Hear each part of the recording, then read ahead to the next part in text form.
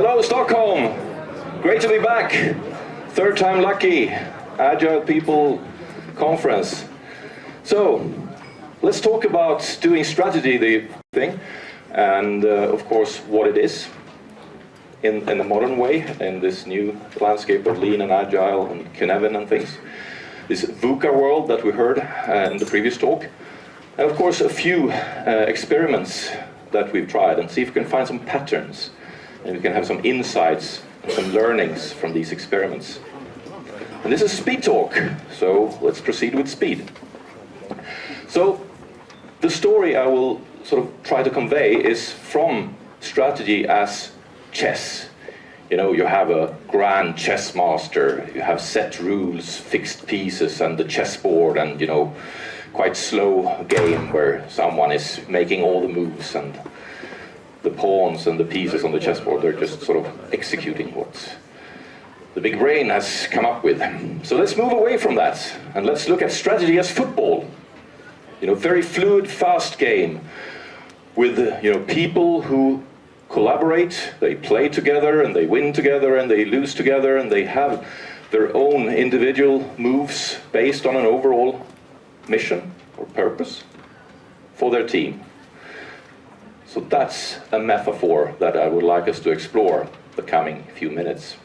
Okay? So, my name is Erik Schön. I happen to play football, so that's why I like this metaphor. And I worked at a few cool companies, Netent, the online gaming company, Ericsson, the big telco, and Framfab. Anyone remembers Framfab? Yeah. From 3 to 3,000 people in 3 years, and then we crashed and burned. That was something of an experience. Did we have a strategy? Yes, we did. Why strategy? Well, you know, you heard the previous speaker talking about this VUCA world, volatile, uncertain, complex, and ambiguous. And it was VUCA already in 18-something when Hokusai, the Japanese wood block painter, made this freak wave. So there's been things going on all throughout history.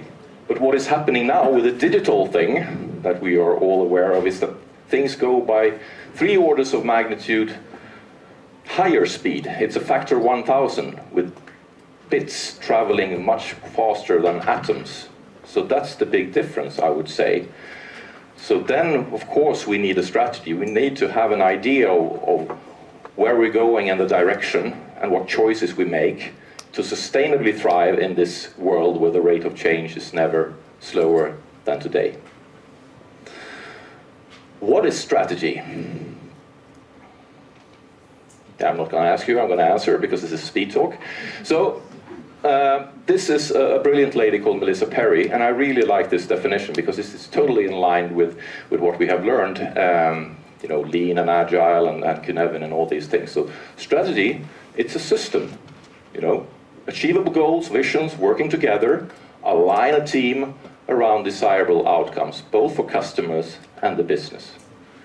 And it emerges from experiments towards a goal or in a certain direction. So I think this is a very good modern working definition of what strategy is. So how do you do this? This could be seen as very abstract, right? How do you do it? Enough with definitions and theory. Let's get down to business, right? How do you do it in a real business context? Who's this? Jack Welch. Some people say he's the best CEO of the 20th century. And let's hear it from Jack. Real life strategy is very simple. General direction, implement like hell. Would you agree? Is it that simple? Let's move on. Oh, who's this guy? Another old gentleman. It's Dr. Deming, the quality guru who inspired the Japanese industry in the second half of the 20th century. And, you know, he's on the line and he looks pretty upset. Dr. Deming, what's on your mind? I have only 3 words for you. By what method? And I guess he was talking to Jack here on this 2-party call. Of course we need a method, so thanks for the reminder, Dr. Deming. We got a three-party call. Dr. Evil is on the line. What would you like to add? Nothing, absolutely nothing. The strategy is top secret. Just do what I tell you. Anyone recognize that situation? Well, maybe not as extreme, Dr. Evil and so on, but I think in a lot of companies tend to forget that it's so important with the trust and collaboration, primarily between the business side of things and the development side of things, to working together with trust and collaboration. It's crucially important. So, yeah, top secret strategy, just do what I tell you. Don't go there. Don't follow Dr. Evil. So how do you develop your strategy? How do you do that? How do you co-create a strategy that is valid? Let's explore that for a while. So this is an experiment, talking about direction, talking about endpoint, needs, long-term key performance indicators. So what are our needs? So this is, just setting the direction. More value to exceed customers' expectations. Faster time to market to be more responsive. Better quality to secure trust. 75% engaged people as the foundation. So this was a long-term thing. It was set 5 years into the future. And this was pretty cool, actually. And the key learnings for this was it was so good to have a stable long-term KPI or key performance indicators, not having a fluffy long-term vision, making it concrete. And having it stable gives a lot of clarity and a lot of focus. It was ambitious, 10 times, 4 times, 2 times, so we realized we needed to do something radically different. It was balanced to secure that we avoided sub-optimization, lead time at all costs, sacrificing quality, for instance. And it was also really good and easy to show progress towards these quantified measures, to give us energy to continue on the journey, and of course show our stakeholders that we were making some progress. But it was not the next quarter, it was not the next month or even the next year, it was coming 5 years. And we actually did achieve those targets. So I think it's good to start with the needs and setting direction or vision. Then another experiment, finding a metaphor, a simple, iterative, incremental way of setting up your strategy as iterative choices. So this is called playing to win. It's a sport metaphor, and people relate to sport much more easily than to military and war and stuff. So here you talk about your winning proposition. We're in this to win the hearts and minds of our customers. How are we going to do that? Then you make choices. Where are we going to play? What's the playing field? Are we going to play handball or football or ice hockey? What choices do we make here? Based on those choices of where to play, how are we going to win? It's outside in, starting from customers, starting from the winning proposition. What's the playing field? How are we going to play there? What choices do we make? So strategy is about making choices. What are we going to do and what are we not going to do? Super important. And framing it in this sports metaphor helps a lot. So based on where to play, how to win, then what capabilities do we need? What capabilities do we have? What capabilities do we need to build? So this is iterative, it's not linear, so you go back and forth and you iterate and you learn when you do this. And final step, what kind of enabling structures, what kind of systems and measures do we need for making this happen? So the learnings here was that sports is a very useful metaphor. People can relate to this, and it really works on all levels, talking about fractal things. It works on individual level, it works on team level, it works on program level, it works on organizational level. So that's really cool. And we got a very focused description of our strategy. It could be written on 5 slides, 1 for each of these areas, not 50 pages of boring Word or PowerPoints. That was pretty cool. Moving on, another experiment. Visualize your value offering. So this fishbowl should be red. It's a red ocean. A lot of fish that are eating each other.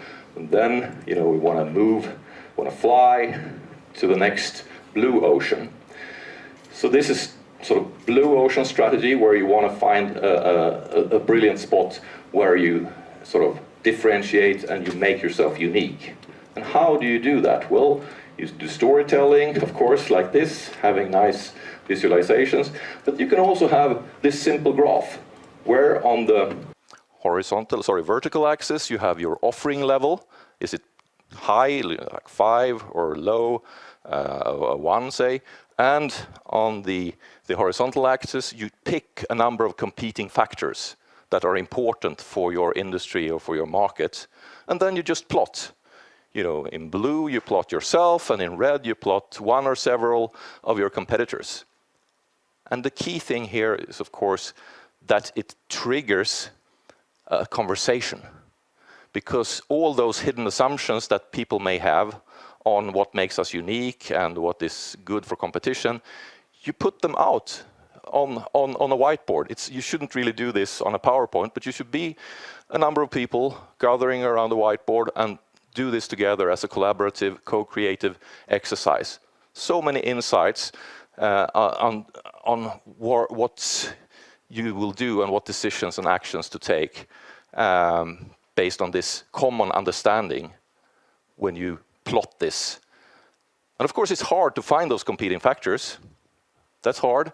And it's sometimes hard to know exactly what your competitors are doing and how you are doing. But that's a trigger for going out and getting data and having conversations with customers potentially as well. Okay, another visualization. And I'm not going to go through the details, but this is also very, very good to trigger conversations. You know, visualizing your value chain and how it evolves. So you have a value chain, you start with the customer at the top, and the customer in this case needs, you know, play games, console or mobile, gaming, PC, Mac, or on a virtual reality headset. And then you can sort of follow those needs and capabilities that are needed to build those needs via, you know, your game platform, all the way down to power. You know, plug it in to the wall to get power. So that's a chain of needs. On the other axis, you have sort of evolution from uncharted to industrialize. You have some kind of genesis, totally creative thing, custom built, product, or commodity. So once again, this tool, it's a tool, but it triggers the conversations. So you can agree on how your product or your service looks like. So you shouldn't have a PowerPoint. Once again, you should be at the whiteboard, drawing this together and having the conversation to get the insights on what are those needs. Then, of course, you can start making decisions on, okay, should we do this ourselves? If it's a commodity, well, of course, we don't build the power. If it's a product, should we buy it or should we build it?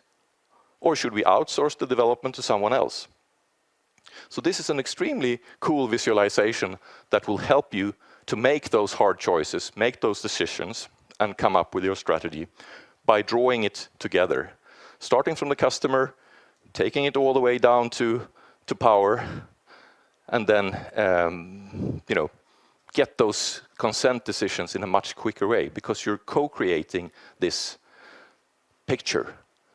And by doing that, you get those hidden assumptions and those hidden insights, because some people are very intuitive, but you get it sort of up on the whiteboard. It takes a lot of practice, I can tell you that. It takes a lot of iteration, it takes some time. Those are the sort of negative learnings, just to be open with that, but it's so useful, totally useful. Okay, moving on. How do you make your strategy happen? And of course, as this Möbius strip shows, it's related. It's really two sides of the same coin. How do you develop your strategy and how do you make it happen? It's yin and yang.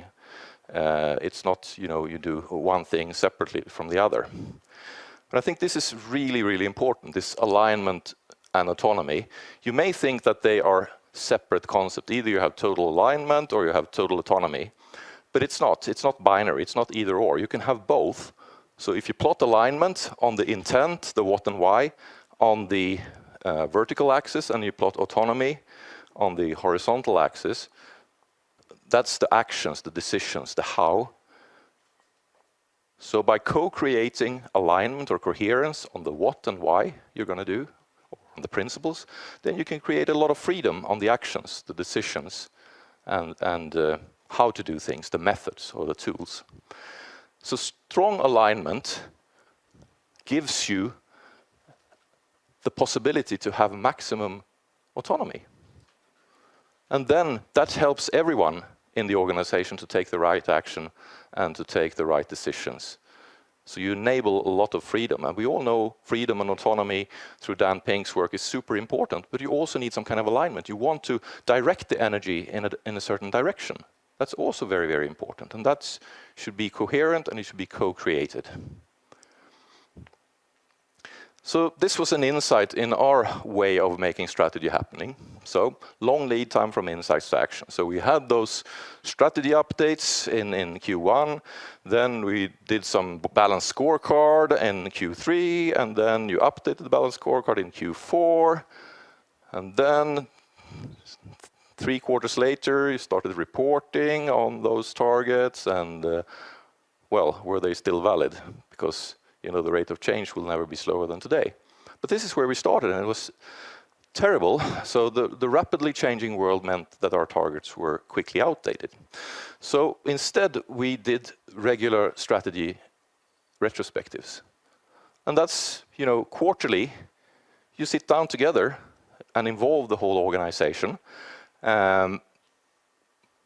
by, looking at our long-term key performance indicators, looking at the current business situation, looking at the current challenge and the current strategy and what we have learned from that and the ongoing experiments. And then, setting a new challenge, because a challenge is something that sort of triggers the whole organization to do experiments, trials, prototypes to improve and get better. So you want to tap into the creative energy of the whole organization, and that will take you to your long-term key performance indicators. So the learnings from this experiment was that it was really good to have this regular and positive reinforcement of our strategy and of the long-term wanted position. And it was much faster, of course, to move from insights to action. We had sort of a quarterly cycle. And the progress was made visible on a quarterly basis. So people could see that we were making much more progress. And I don't have this on the slides, but we actually took it down even to sprints. So we had 3-week sprints. So we had sort of strategy sessions every sprint, not only every quarter, sort of to sort of help us with the experiments and see how we were doing to make the strategy happening. So it can be done, and it's all about the cadence. You go from yearly cadence down to quarters or even to sprints, also for your strategy. Okay, so this is a bit more on how we did this, to dig it a bit deeper.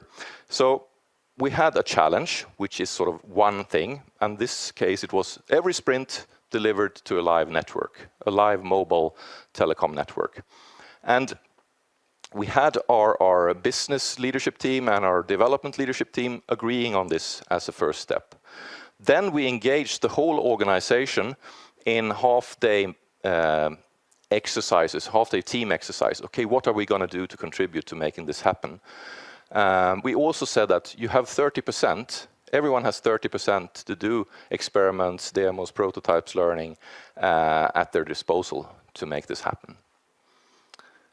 So this is what lean gurus call push the form and pull the content. So you give some direction and you give the what and why, and then you give autonomy on how to do it. And the learnings here were really that it was good to have clear expectations, but it was a bit hard to get bigger things to happen still with this. Okay, final experiment. Sort of a simple operating system for making your strategy happen. It's called 4 disciplines of execution, and don't care so much about the words, discipline, execution. Because this is really cool, actually. First thing is focus. Focus on the most important thing. Pick 1, maximum 2 things. And this we've learned from Flow and Kanban. It's limit your work in progress or process. This is really limiting the number of targets you're working on. Next thing is act on your lead measures. And this is something we've learned from startups and even lean startup. You shouldn't only look at the measure glass, what happened when it has rained, but you need to look at your lead measures, your barometer to see where you're heading, because otherwise you're always chasing the rabbit, you're always after the rabbit because you measure when things are done. So find your lead measures very early on and see how they relate to your focused lag targets. Okay, so that was number 2. Number 3, compelling scoreboard. Once again, a visualization. And this is a compelling scoreboard for the team, by the team. It's not for managers or for other teams. It's really to the team to show, are we winning, are we losing, are we drawing, how are our lead measures going, how are the lag measures going. So it should be done by the team, and it could be a bit fun, some metaphor, some teams use Lego, and that's always cool. And finally, you create a cadence of accountability, and this is similar to what we know from Scrum, daily stand-up, that's a good thing. You create a sort of a cadence, a habit, and here it's at least weekly, where you talk about commitments. This is what I'm going to do, this is what I've done. This is psychology. It's not commitment to your manager, it's commitment to your mates, your colleagues in the team. And of course, it's about learning. What did I learn from last year? For last week? How did what I did contribute to the lead measures and the lag measures? So this experiment was also really, really cool. But what we learned was that if you do all the 4 things, then you get the results, then you get the outcomes. If you start missing out on having this cadence, if you start doing every second week, then you start to forget, and then it gets boring. So I think that's another learning that we saw. So really go all in to all 4 and start from there. That was the key success factor. And the teams that didn't, they started to degrade. Okay. So to wrap this up, what were the sort of patterns that we saw in these simple experiments and those learnings? Well, visualization, compelling scoreboards, having those strategy canvases, having this Wardley map where you see the needs, and that triggers a conversation, which triggers collaboration. So you involve people and you interact.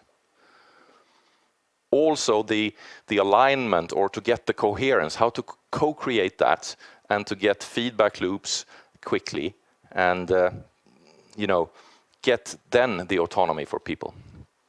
So the combination of alignment for autonomy. So final question, how do you want to do strategy? Thank you.